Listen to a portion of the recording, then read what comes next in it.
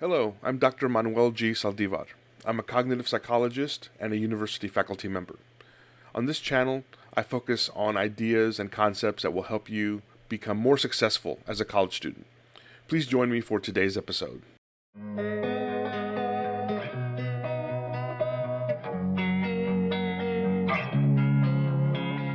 In today's episode, we're going to discuss some things that you should keep in mind when you start pursuing your first job after college.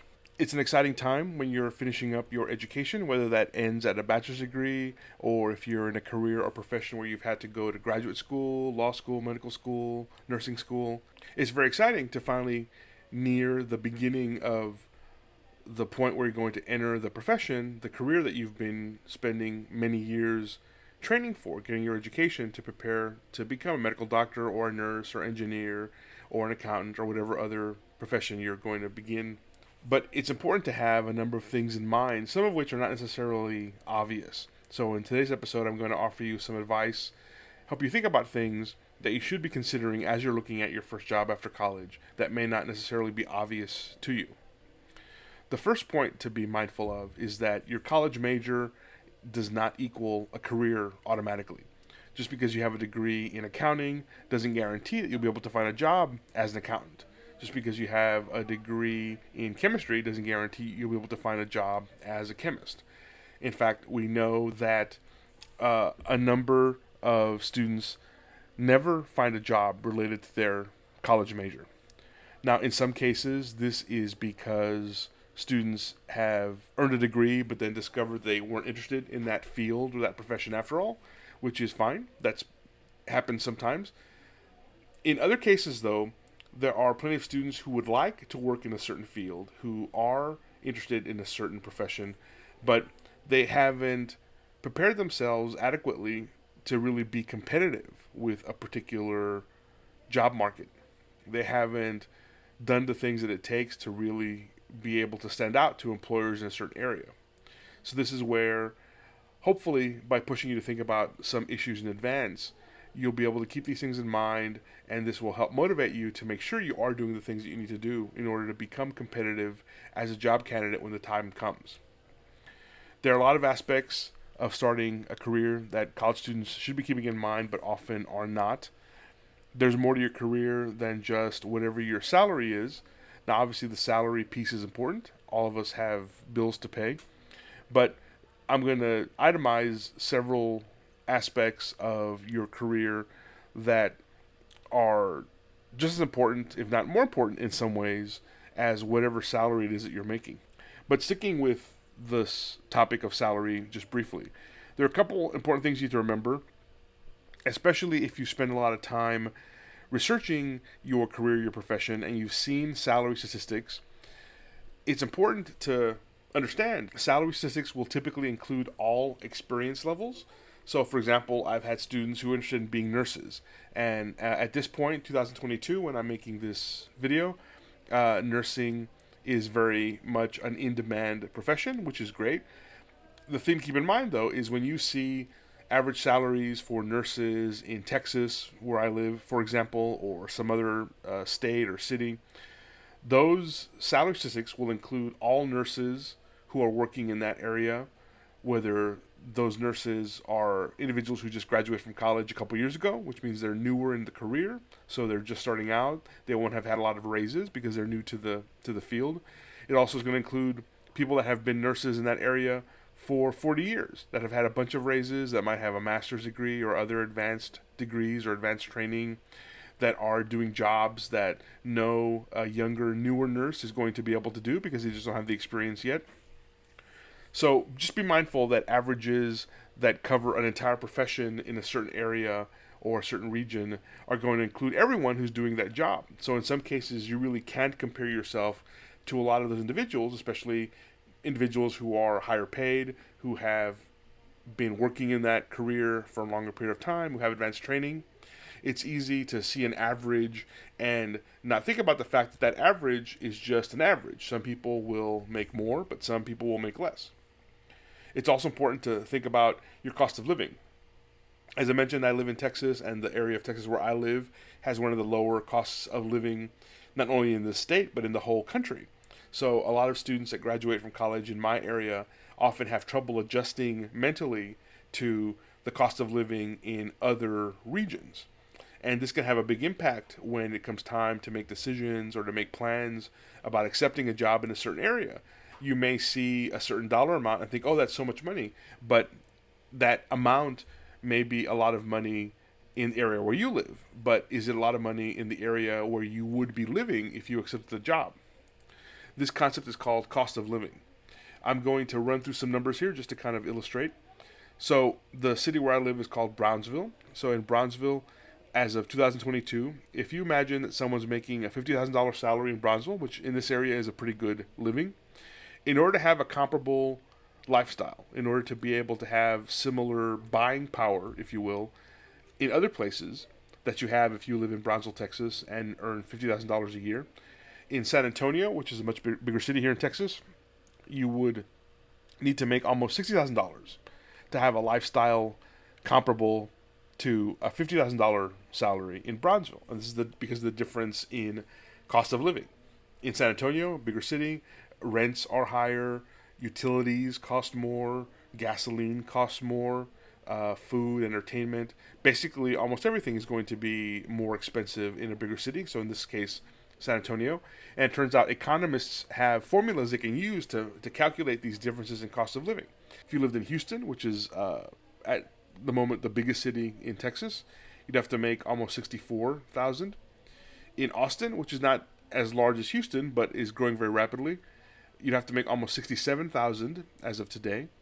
And in Dallas, which is a major metro, also in the Texas area, you'd have to make almost $74,000 a year in order to have a lifestyle comparable to earning $50,000 a year in Brownsville. Let's look beyond Texas, though.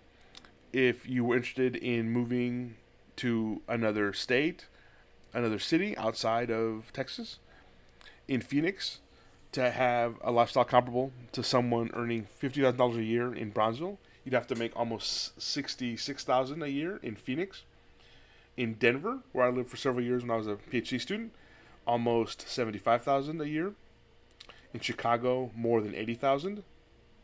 In Los Angeles, more than $97,000. And by the way, if you've never been in the LA area, someone making $97,000 in Los Angeles is not going to be living in West Hollywood with the Kardashians. Okay, you're going to be out in Riverside County or someplace with your apartment having a view of the desert. Washington D.C., you'd have to make more than $108,000 a year to have a lifestyle comparable to a $50,000 annual salary in Brownsville. And in New York City, you'd have to make almost $169,000 a year. And again, in New York, with that kind of money, you're not going to be living in Manhattan with supermodels. You're going to be out in the outskirts of Queens or Brooklyn in a probably 60-year-old apartment building with no washer dryer if you're lucky. My point to this is not to discourage you from thinking about moving if you happen to live in an area that has a low cost of living. Rather, I'm trying to encourage you to consider that cost of living is a non-trivial thing. Don't let the raw dollar amount of a job offer sway you. Be mindful about what does this salary mean, not to me here where I am now, where I'm getting the job offer, but what does this salary mean if I were to live in the place where I'd have to actually work and earn that salary. Sorry for the interruption, but if you're enjoying this video, please like, subscribe, and click on the bell icon for notifications. Now, if you want more information, again, I would encourage you to Google cost of living calculator. I recommend nerdwallet.com. The data, the economic data that's used to make these calculations, these cost of living calculations, all ultimately comes from the federal government. So different websites will offer different calculators that all basically get you the same place. A good cost of living calculator will let you compare your specific city where you're living now with the specific city where you would like to move or work. That way you can have a real basis for comparison. If I accept this offer of X amount of money to move in this city, would that let me have the lifestyle that I believe I want to have, that I believe would be comparable to what I have now? Would it be better or worse? That doesn't guarantee, of course, that you'll get the salary that you want to get, but at least you'll understand what would this salary really mean if I was living in this other place. Another thing that you want to consider when you are looking at your first job out of college is what opportunities exist for career advancement. A lot of times students will focus so much on the fact that they're getting their first job out of college, they don't stop to consider that, most students, if you are coming out of college in your early mid 20s, even if you've gone to graduate school, medical school, law school, you probably will still be in your 20s. So that means you're going to have easily a good 30, 35, 40, or even 40 plus years of your working life ahead of you. You probably will have more than one job. So don't let your first job out of college overwhelm your thinking so much, because you're going to have other jobs after that. And that means that first job is really important and is really key to helping you set up your future career. So, what I mean by opportunities for advancement, the stuff you should think about in terms of that first job that you might accept, be mindful about the minimum requirements for a job versus what the average candidate actually looks like. In the area where I live, we happen to be on the border between Texas and Mexico. And just to use one example, I have a lot of students who are interested in working for federal law enforcement, which is a great career. Unfortunately, what they don't think about is that the minimum requirements for most of these federal law enforcement jobs often do not necessarily demand a college degree. You may have to have some college credit hours, but not necessarily have a bachelor's degree. And so many students might ask themselves, well, if I can get a job with the U.S. Border Patrol, for example, without a bachelor's degree, why am I in college? Why don't I just go and try and apply for a job there? And I would not discourage a student from doing that if they really want to do that. But the point I would make is that's a minimum requirement. That means that you have to have a certain number of hours, not necessarily a degree, in order to apply for a job with the Border Patrol.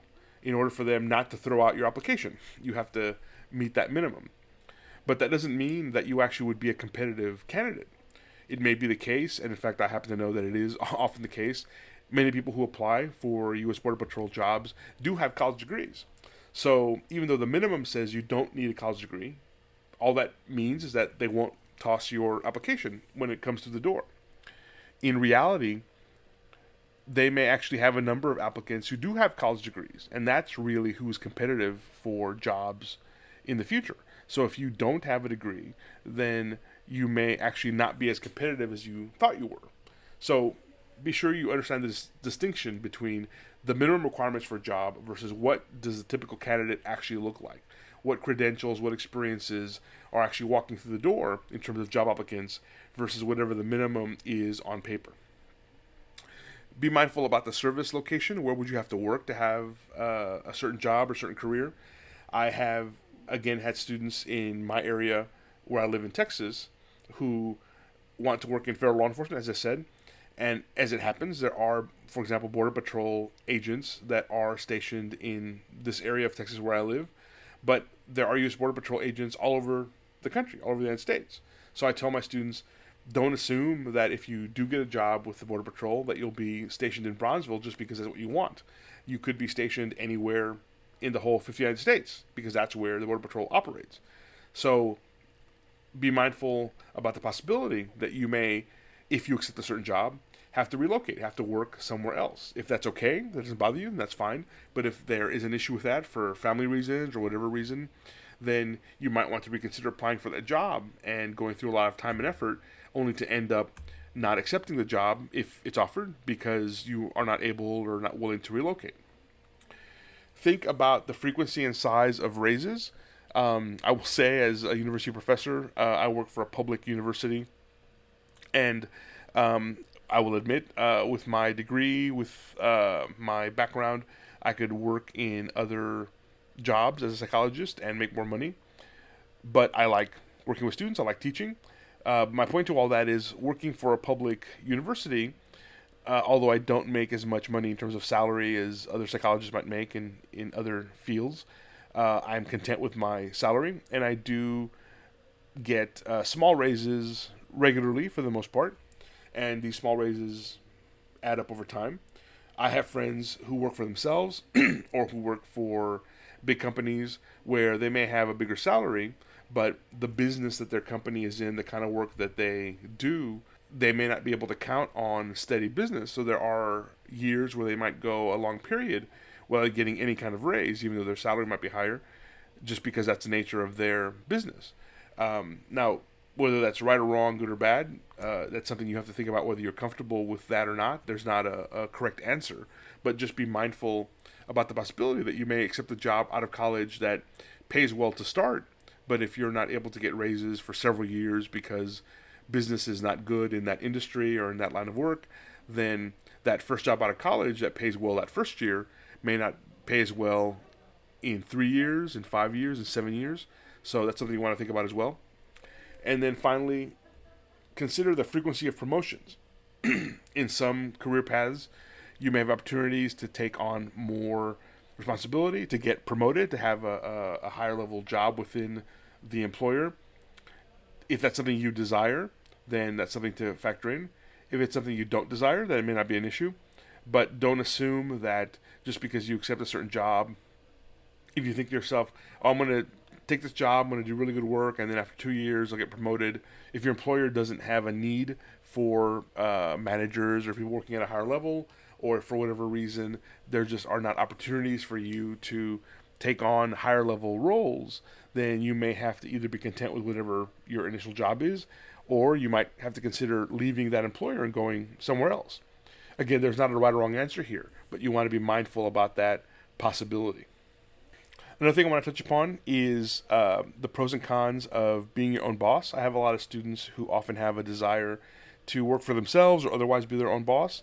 There's nothing wrong with that. And again, I certainly wouldn't discourage a student from pursuing a career where they work for themselves, whatever that particular profession might be. But be mindful that despite what you might see on TV or movies, being your own boss has both pros and cons. The big one that students often aren't aware of is long hours. There's a lot of evidence that in the United States, individuals who are self-employed, people who are their own bosses, often frequently work much more than 40 hours per week. So if you're working for someone else, okay, you're not the owner, you're not necessarily the boss, but at least you have a set schedule that your employer has set for you. If you are your own boss, it's often the case that you're going to be working much longer hours than if you worked for someone else. If that's not a problem, then it's not a problem, but be aware that that is a possibility. If you are your own boss, if you own your own company or are otherwise in charge, you may have personal liability if something goes wrong in the workplace, an accident happens, or some law or regulation is broken. If you are the owner, if you're the person in charge, then you're going to face some liability if that's a legal issue because of a legal violation, or it may be financial liability if something happened, an accident happens under your watch, and someone successfully sues you or your company. That responsibility is gonna stop with you. And there are lots of rules and regulations that small businesses have to follow. In fact, the number one reason that small businesses tend to fail is not because they don't sell enough or because the service they provide, that you don't have customers. A frequent reason why small businesses fail is because there's some legal or financial rule that was not followed that ends up getting the business in trouble. And then you may have to pay fines, or you may be prohibited from doing certain kinds of work or being involved in certain kinds of business if it's a serious enough violation. So understanding not just the profession that you want to practice as a dentist, as an engineer, whatever your business might be, but also understanding the financial and legal regulations that you have to abide by from the federal government, from your state, from your city, sometimes from your county. These are all things that you as the boss have to be responsible for. And then in a related matter, you have taxes and financial records that have to be kept up and paid. This is often a source of frustration for a lot of small business people, but it's part of the deal. If you have your own business, then you're responsible for paying taxes, filing tax forms, and keeping up with other kinds of financial records. Again, the point to all this is not to discourage anyone from being their own boss or pursuing this kind of career. It's just to make you thoughtful about what exactly you're getting into if you want to be your own boss. On TV and movies, the boss goes to play golf or do other things all day instead of actually working. doesn't have a lot to do because they can just pass things off to someone else. That's the fantasy you see in movies or TV shows. It's not the reality that most small business people, that most people who are their own bosses really encounter day to day. Thinking about the job or jobs you might accept as your career goes along once you finish your education. Are you willing to endure a certain commute? I have many students, again, from this area where I live. That's a kind of a small town or small city area.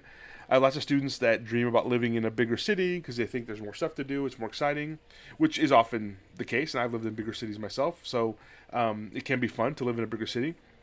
But if you're living in a bigger city and you end up with a commute that's very lengthy, either a long distance you have to travel from wherever you live to wherever you work, or even if that distance is not long in miles, but it just takes a long time. When I was a younger man, I lived in Austin, which is now a very large city, but even when I was living there years ago, it was a pretty good sized city. I lived only about 6 or 7 miles from where I worked most of the time that I was living there in Austin.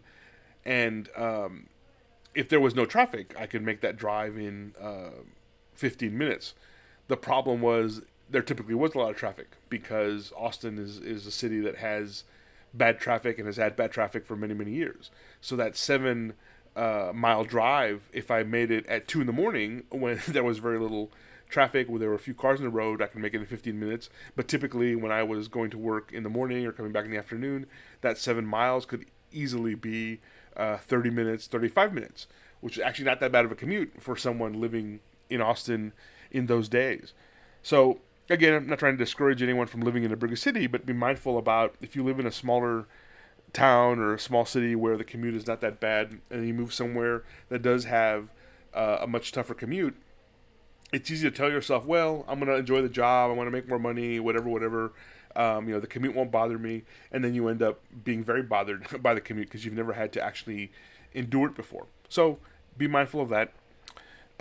Be mindful about the seasonality of a particular profession or career. Some careers, some professions don't demand the same amount of time all year round. I have a friend I know from when I was in college who became a tax accountant. And as you may know, in the United States, typically your income taxes are due in April. And this person that I know has a job where he helps individuals file their tax returns. So he's very, very busy basically early in the year, January, February, March, early April, when he's turning in or helping his clients turn in their tax returns. So he works 60-hour weeks and doesn't see his family very much during this time period of the late winter, early spring. But then the rest of the year, he does have a little more breathing room and is able to spend more time with his family. But his family's just used to not seeing him very much some times of the year, while they are able to see him much more other times of the year. Again, this may not be an issue for you or your family, but in other cases it may be an issue. So you want to be thoughtful about, is your career, your profession going to be seasonal? Some students don't think about shift work. By shift work, I mean having a job or a profession where you have to work hours outside of 8 to 5. My brother is a police officer, and he typically works shifts that start later in the morning and then end late in the evening, which he actually prefers. But in some cases, you may prefer to have a job where you can work predictable hours, 8 to 5, let's say, for whatever reason. I have a lot of students who don't realize that some professions only have shift work. If you want to be a medical doctor or a nurse or a lot of other healthcare fields, for example, it's very rare for you to only work 8 to 5. You may work in an office or in a clinic or some setting where the clinic or the office's hours are 8 to 5, but that doesn't mean that you're going to be working 8 to 5. You may have other shifts that you have to meet. Again, this isn't a right or wrong thing, but it's something you want to be thoughtful about. Does your prospective job require you to have to factor in relocation? Are you in a profession where you may have to move around during your career just because that's part of your job? I have a friend who works in journalism, and in journalism, there's often the expectation that you spend time moving around for various reasons, and you just have to accept it.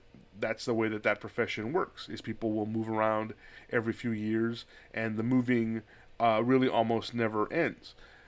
This, again, is not a good or bad thing, but it's something you have to factor in. If you want to stay in the same place your whole career, then there may be some professions that are friendly towards that or will allow you to do that, but others that may not.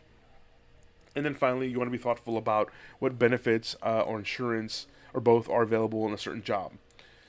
Some jobs pay really well in terms of salary, but then you're responsible for picking up the cost of health insurance, retirement, other kinds of insurances or benefits. This may not seem like a big deal when you are graduating from college, especially if you're single and don't have a family.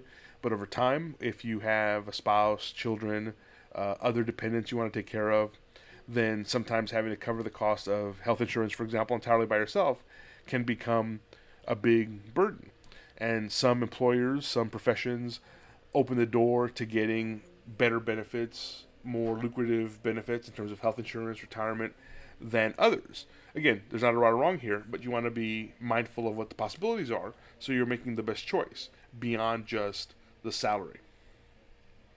So finally, to review, we've talked about some issues that you should consider in terms of looking for your first job after college that a lot of students are not thinking about. Money isn't everything. Everybody has bills to pay, so that's the reality. But there are other things that can contribute to your satisfaction, to your happiness in your job that you also want to keep in mind. Cost of living is a big issue, and I illustrated some examples. You want to think about what opportunities for career advancement exist in a particular profession or career path.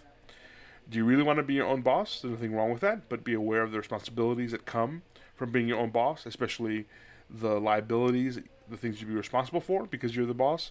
And also be mindful that most people that work for themselves report working many, many more hours than individuals that work for someone else. And then finally, we talked about some lifestyle preferences that should come into play when you think about your career planning process. I hope you found this information helpful. If you enjoyed this video, I hope you'll click on the thumbs up icon below. And if you really enjoyed it, please subscribe to this channel and turn on notifications by clicking on the bell icon. YouTube will notify you of future videos added to this channel.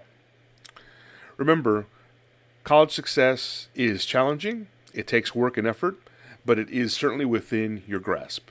Good luck.